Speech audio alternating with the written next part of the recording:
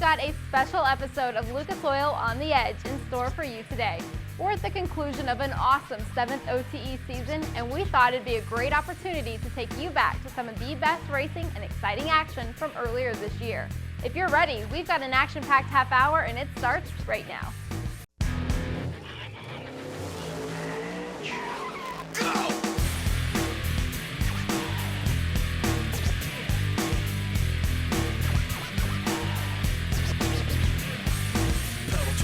Got it tacked up, and if you get too close, you're getting cracked up. Stone cold when I roll, coming out of the hole.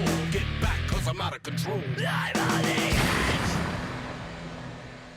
It's been a roller coaster ride of exciting motorsports this season, and we've seen a bunch of different kinds of racing. We're going to break this show into 5 outstanding categories, and we're going to pepper in some fun stuff along the way. Let's kick off this one-of-a-kind episode with the best water action. There's immediate horsepower, and talk about something that can turn on a dime. You can see the navigator using his hand or her hand, whatever the case might be, to show the driver which way to go. Yeah, he is flying. This is a great run. You can tell the pace is picking up. I mean, on the hammer hard right here. Look at this thing.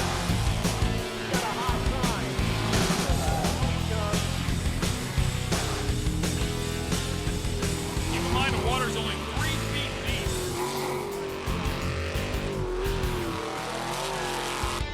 These guys are going so fast. It's just one small mistake and you're on land, and anything can happen after that. Oh!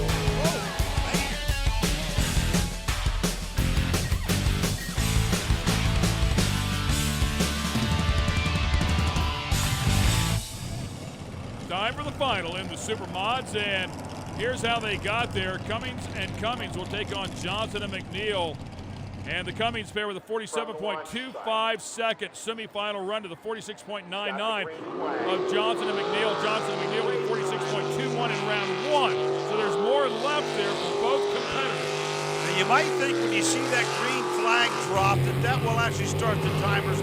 Timers don't start till you pass a photo cell and infrared bead with the boat itself. So it is very, very accurate timing at the start, Ken, as well as the finish line.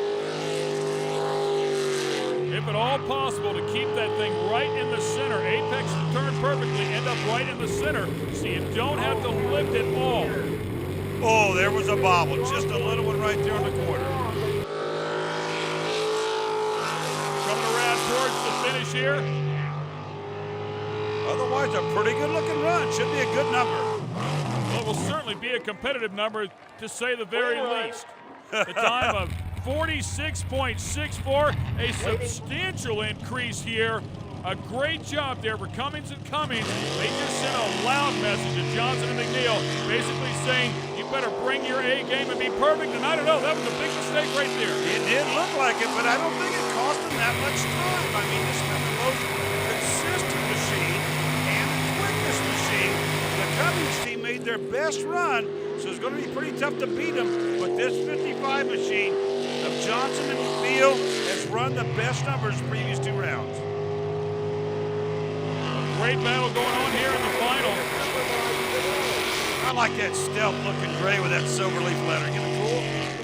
It's a sharp-looking ride. More importantly, it performs as good as it looks. Definitely.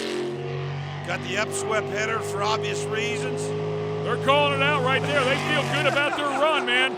And rightfully so. How about that? They are going to steal it by 0.3 of a second. Congratulations to Johnson and McNeil. You do it so many times, man, that you know it when it's a good run. I don't know how you can tell when it's 0.3 of a second. Now, I know you can tell it on a drag strip, but on one of these courses, Ken, I have no idea how you can tell you do that good. Awesome stuff right there. Very exciting racing. I promised you some bonus fun stuff, and it's time to take a ride along. Lucas Oil on the Edge style. Let's check out some of our favorite onboard footage.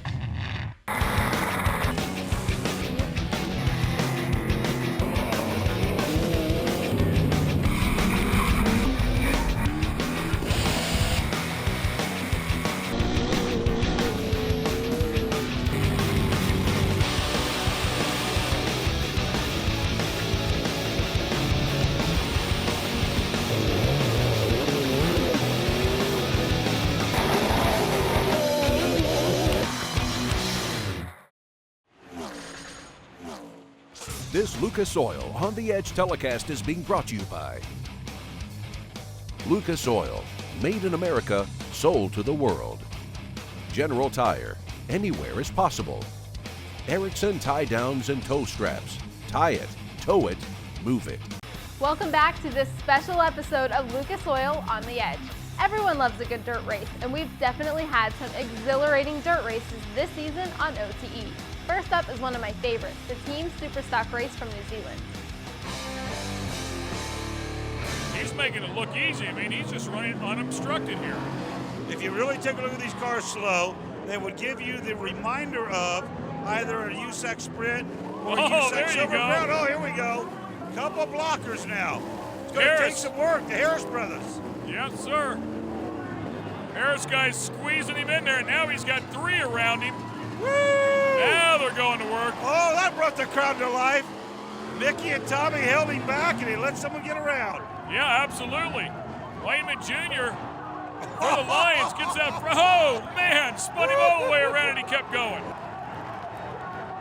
But here is your new leader, the 04 machine. As you look around, again, remember we started with 4 white cars and 4 prominently black cars with stripes on them. And at the end of the day, the key is if you're the car, either black or white, that's still making laps. And right now, it is the British cars doing a better job of it. Boy, I got to tell you, that is Warren Genke, and he is doing a great job by himself. Single-handedly stopped 2 of those guys. You got to remember also that that car there is on 3 wheels. Last lap, we got 5 of them, 6 of them stacked up. Oh, I love this stuff, man. How There's about Finnegan. that? Wow. Finnegan takes the win for the British line. That is good stuff, buddy. Rick Dorimo and Richie Keller. You know, it's just like drag race in some ways and far the opposite in others. If you get past the shake zone, we talked about in some of our drag programs in the past, but here it's about getting past the rock zone early on. And I will tell you right now, this guy's getting the job done. Yeah, Dorimo with an awesome start right there and really standing on the throttle hard. Dorimo is quicker at 2.30 to 242. Jason Shearer out front, and this, of course, a high-speed area. They stand on the throttle here, big-time speed, and, you know, it's difficult to get to the rock crawling part. Don't think that this is any easier because this is a game of letting it all hang out. It's a game of nerves, to say the least. The approach you have to take here is not one of speed, as this baby high centers right on the differential housing. If you try to fly through this thing, it's not going to work. You got to ease your way through, take your time, and then you'll get yourself back in the proper ground. Making some dust here, and Casey Schumann is the first guy to do it. Ricky Stenhouse right behind him has been chasing him all night long, but can't pressure him into a mistake. I mean, really, all these guys up here at the top pretty much racing each other all year long, and they all race in midgets. They run in the sprint cars as the white flag flies, and the bigger yet, Silver Crown cars. Of course, back in the day, this is what you ran in if you wanted to make a run at IndyCar. Well, Stenhouse Jr. just made a run at Schumann. Unfortunately, it would not cause him to make a mistake. Casey Schumann wins this one. We are green flag racing. Don't worry about them cones. The battle for turn number 1 is always vicious. And a land rush start, as you like to say. And I tell you what, unlike 2-wheeled motorcycles, when you get them 4-wheeled machines, they're double wide. And when it starts winding things down to where you only got a groove that's too wide, getting there first is very critical. Yeah, and keep in mind, these are open wheel machines, of course. And if you go tire to tire here, you can get yourself in trouble in a hurry. White flag, 1 to go. Here comes Goodman trying to make the pass. Goodman is racing him clean as well. I haven't seen him do anything of color as of yet. It's going to be good. Cobra knows he's there, man. He's not bothered looking around like he was earlier. A little bobble right there, pitches it out a couple times. Goodman trying to take a look underneath, actually chops the cone. It's not going to happen. And Michael Coburn and the team from South Dakota pick up the checkered flag in a big, big win. It goes without saying that hands down, we have the best fans here at Lucas Oil on the Edge. For those weekend warriors that come out to the events we cover, this one's for you.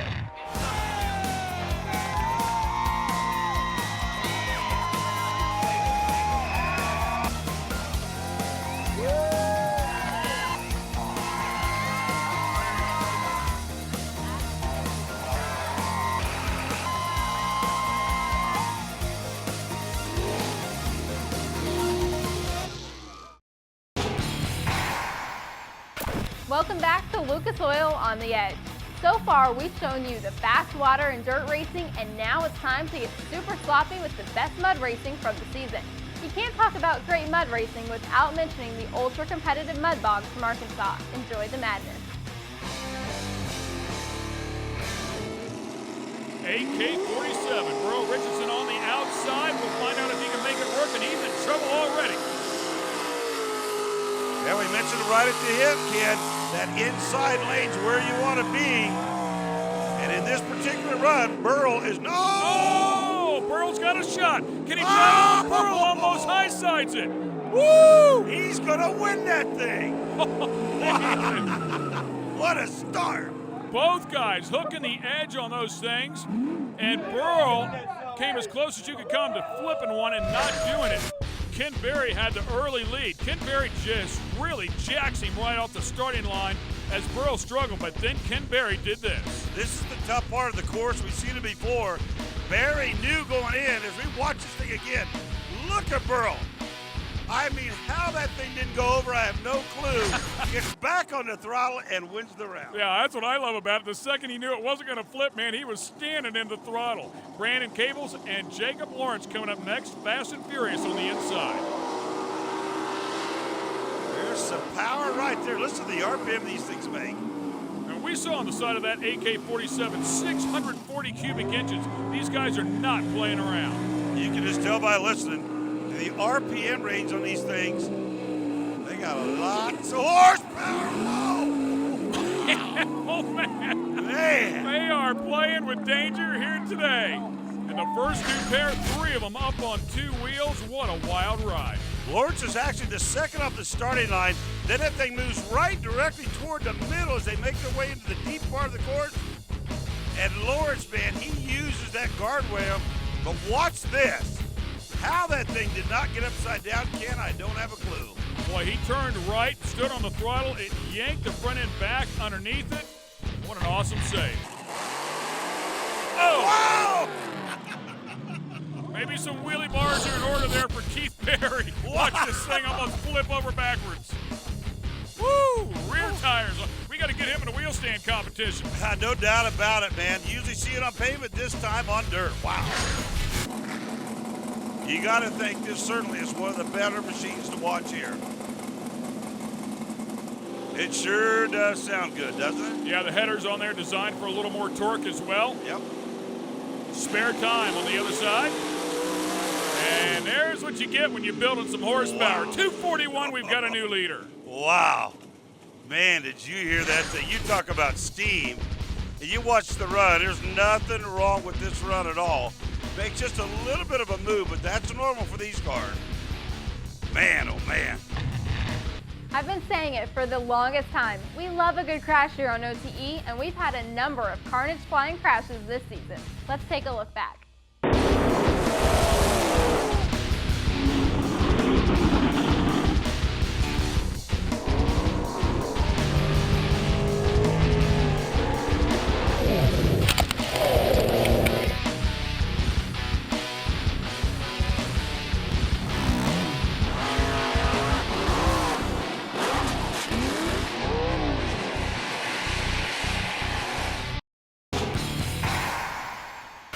Welcome back to Lucas Oil on the Edge. All season long, we've been asking you to go to Facebook and become a fan of Lucas Oil on the Edge. We've also asked you to post comments on the shows, and we've heard some good ones this season. Mike Rowley said, "You guys rock, great job." Troy Terry told us, "I enjoy the King of the Hammers episode. Hopefully you guys continue covering our sport like this." And Brandon Mueller said, "Every day on the Edge is on, I never miss it." It's time now to get back to our favorite events from this season. Up now is the two-wheeled machines. Great battle right there. You can see them too wide deep, but right down on the bottom they go. That's where Chris said that it looked like the speed was. They try to get out of that black, shiny stuff, if at all possible, unless it starts to rubber up, and then there will be some grip there. You never really think, but you can look at it from right here. That's a great angle to see the black and to see how shiny it is. And that doesn't necessarily mean good. A lot of times that can mean slick.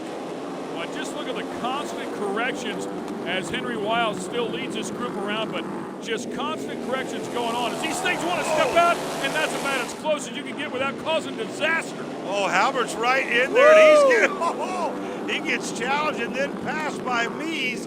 Mies doing a great job, and he's coming down to chase that #1 machine of Henry Wiles. This is the open category. Travis Whitlock, one of the best, and I'll tell you, as they come up here, it is just one big name after another. The long swing arms, the big tires digging hard, nitro in the tank, and some of these machines, they are wild. As you can see, it's busy. And Whitlock is one of the absolute best in the business. And look at the control of that machine as he finishes up with a 16.63. I would expect these guys to get down into the 14-second range, certainly 15 to say the least. This is Ryan Dix right here with a Yamaha 800cc motor inside of that one, and he's struggling a bit. But one of the best saves I think I have ever witnessed before. Ryan, again, one of the best in the business, has quick time so far. Not a game for the faint of heart as we watch this one more time, the Lucas Oil Instant Replay. Watch this. I mean, this is a big moment to say the least. Hold on to it. Still digging on the throttle. Nonetheless, made it over the top of the hill. Man, that was bizarre. What a great save. Another big Kawasaki for Nick, 1,420 plus cc's. All right, bike number 3. Wow. And Harold Waddell with a huge hit. Wow, man. Gets off to the side, looks for a different starting position to get out of the rut. And it slings him off almost immediately. That thing was wide open right there, man. I'm telling you. Helmet cam will tell it all. Boy, and he just hooked a rut on the outside of that, and it dumped him off. A hard hit. What it out. Mad respect for everybody that gets out here and climbs on one of these monsters as Jason Smith is next. And again, a bike that Jason doesn't even own. Actually belongs to his brother-in-law, Ryan Dix. The horsepower is just unbelievable out of these things. Made it up in a little over 15 seconds of first effort. Man, he hit that hump right there kind of off. He's going to do it again. How about that, man? Wow, what a run. 13.91 seconds. He takes the lead. Man, that was picture perfect. Watch it from the helmet cam here. We'll listen. That is great throttle control. That is great body control. And that is just clearly the best run of the event so far. It's time now to see what we here at Lucas Oil on the Edge consider to be the best pass of the year. The award has to go to Jared Mies from the Pro Flat Track Race in Plymouth, Wisconsin. Talk about precision. These guys are amazing. You cannot flinch, though, when that front tire is right beside your knee. Oh, man, I tell you what, I thought they were crazy on the mile. Wow! Oh, another huge save. He's going to take the spot away as well. Forced his way right in there. If you flinch a little bit, then they take advantage of it.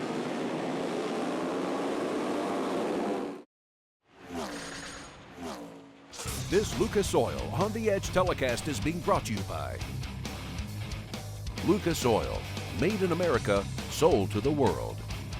General Tire, anywhere is possible. Skyjacker Suspensions, the leader in leveling kits, sports lifts, and suspension kits. Thanks for watching Lucas Oil on the Edge. We are almost done with this special episode of OTE. So far, we've gone to the water, dirt, mud, and took it on two wheels. What could be left? How about the best action on pavement? It's coming up for you right now. I'll tell you, man, they love the speed drum, and this is a battle for the lead. Oh, and it is a good one. Austin Tunney, the machine you're looking looking at there, the driver, Curtis McMurtry. And that is a battle for the lead. McMurtry sticks the nose down in there, bumps Tunney high, and then takes it away. You can bet that number 2 car might end up using some bumper here in a little while. That's just how the game's played here sometimes. McMurtry driving away from everybody, though. That car looks flawless here tonight. The tap out on the sills of that rear wing is huge. He's on the final lap and is going to come across here. Curtis McMurtry, your winner. Frankie's got to get up on this light right here. He's going to have a shot at Hernandez. Yeah, you got to be 050, 040 or better no matter what happens here. Converter car, clutch car, far side. Still got beat off there a little bit, but he's going to drive back around him and get the win. A solid reaction time at 035. You were talking about it. Hernandez in 012. You could see the small difference at the starting line, but it was Taylor who drove back around him. And $50,000 richer than Taylor's biggest payday of their entire career. So the 18 of Holden will lead them all as we go back to green here. Joey Greening runs second. And there's a lot of bumper tag going on from that point on. Holden running a little different line. He is leaving the bottom open, but he's running a little wider arc to try and maintain momentum and speed. But I'll tell you, if he doesn't hit his mark down there at the bottom, the 17 will take it away. He got a good run off the turn right there. Yeah, the 18, as we mentioned, was kind of running in the middle, doing a little bit of blocking, but he left the door open long enough for Greening to make him by, and a final lap this time by. I told you, if you get on the outside, you're going to go backwards fast, and that's exactly what's happened. Greening needs to protect the bottom here, or he'll lose the lead as well out of this final turn, and he holds Doug Grieg off. I've had a lot of fun taking you back to all of our favorite events from earlier this season. Thanks again to Ken Stout, Brian Olson, and the entire OTE team. I'm Jamie Howe. We'll be back next year with some great new racing. Just remember, you're not living unless you're on the edge.